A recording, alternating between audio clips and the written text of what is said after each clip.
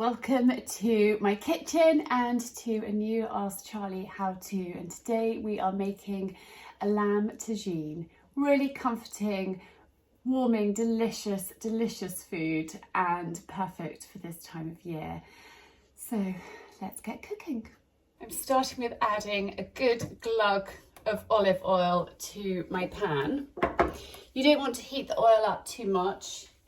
And then I have chopped 2 red onions, so in they go too. I'm going to cook them for about 4 to 5 minutes, just until they start to soften.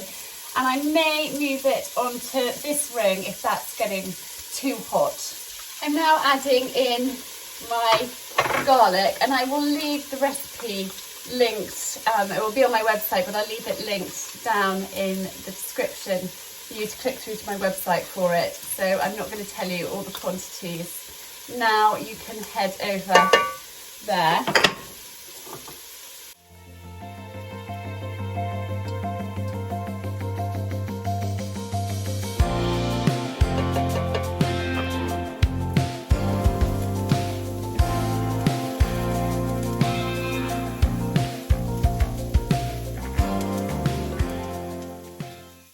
While that cooks for a moment, I'm just going to season my diced lamb. So a good amount of black pepper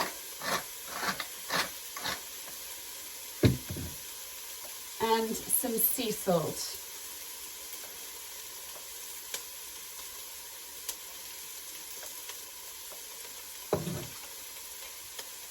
I'm going to put that to one side for a moment, stir this, and then I'm going to add in my spices, which I have got here. So I'm going to start with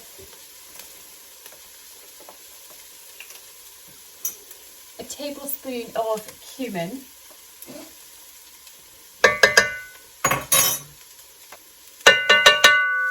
a tablespoon of ground ginger. I've actually got 2 gingers on the go, so I'm going to use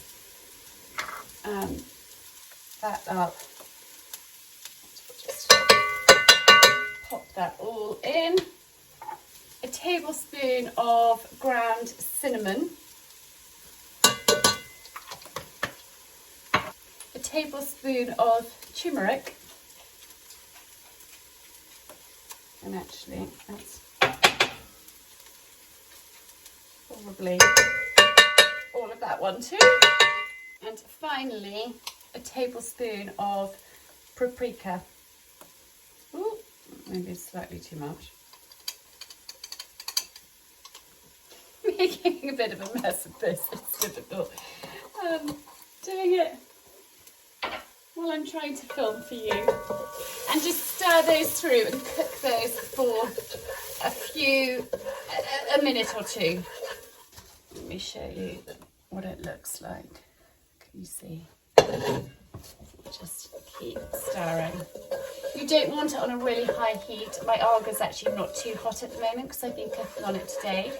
So you may need to just reduce the temperature if your hot ring is quite hot.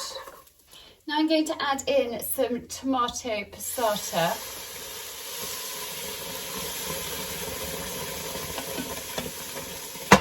And it will form a bit of a paste.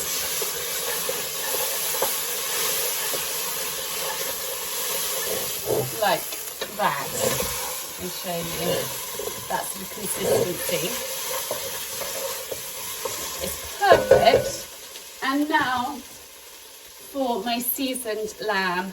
In that goes straight away. And you want to cook this for about 5 minutes, stirring it frequently, just so the meat just browns all over, but you don't want to overcook it at this stage. So my lamb has had about 5 minutes. You can hear background noise. Si's lighting a fire and he's scrunching up newspaper, and I have got currently 3 dogs at my feet. So I'm adding in 2 tins of chopped tomatoes.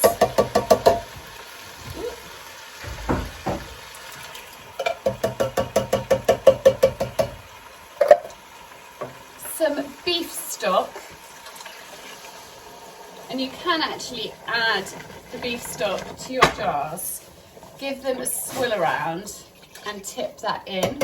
It's a very good way of washing out your tins and yeah, washing them out, not wasting anything. In that goes the rest of the beef stock, a tablespoon of sugar, and I have just roughly chopped some stoned dates. They are quite sticky, and I'm just going to plop those in too. Give that a good stir. I'm going to just bring it to the boil, and then I'm going to pop the lid on and let it simmer for about 3 hours. So it cooks slowly, so the meat is delicious and tender.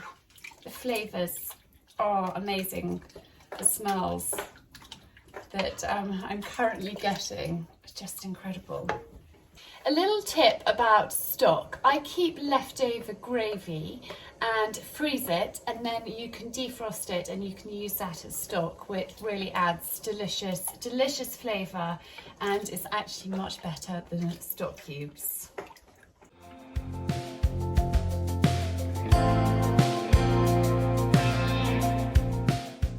So that's just coming to the boil, so on goes the lid, and I'm putting it in the simmering oven of my AGA and leaving it there until I go to bed.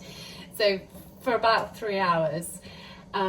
Cooking it slowly really helps. If you don't have an AGA, you can just simmer it gently on a low heat for about 3 hours, and then tomorrow I will share with you how I finish it off and get it ready to serve.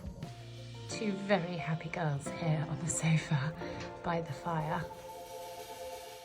My lamb tagine, once it cooled down, I popped into the fridge overnight and I've taken it out, just warmed it up a little, and it's really important to do a taste test. And that's good. You just need to check the seasoning and see if you need to add anything else. I'm going to add a little bit of sea salt and a squeeze of lemon juice, just catching any pips in my fingers. And I have strained and rinsed a tin of chickpeas. I'm going to add those in and then give it a good stir, and I'm going to cook this for a further 30 minutes before serving. I have put some shelled pistachios into a frying pan, and I'm just going to gently toast these and then roughly chop them.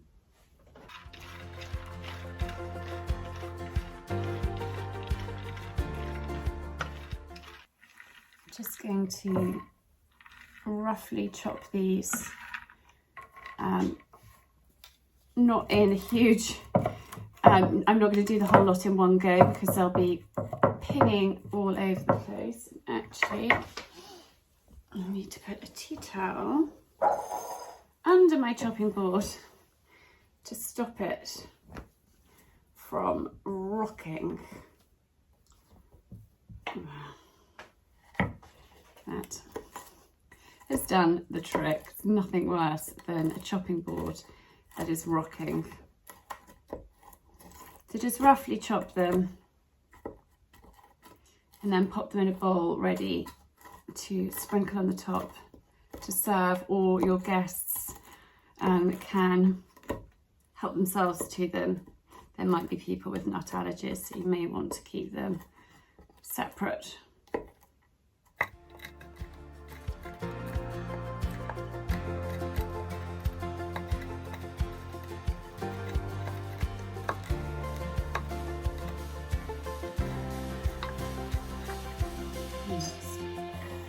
Pop them in a bowl.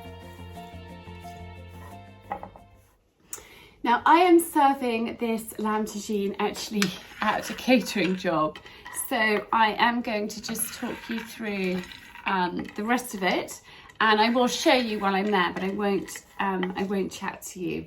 So I am serving this with the pistachios, with pomegranate, with some coriander and some parsley and couscous.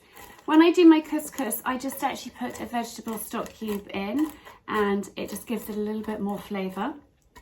And then some flatbreads as well and some sour cream if anyone wants it. I pop that in a bowl on the table.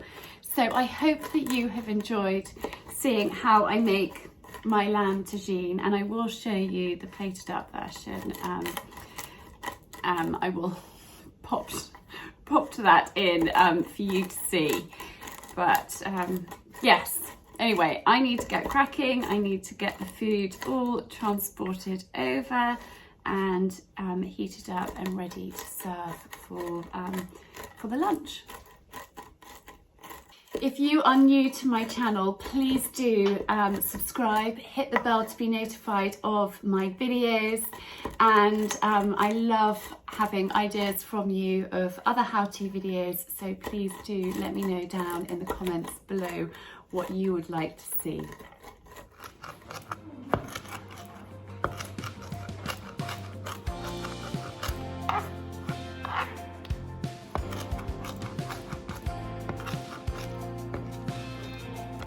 So I've got my lamb tagine, my couscous, and I'm just going to add some of the pistachios, some pomegranate, some herbs,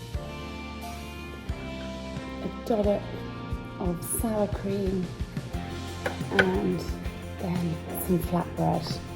And that is lunch ready to serve.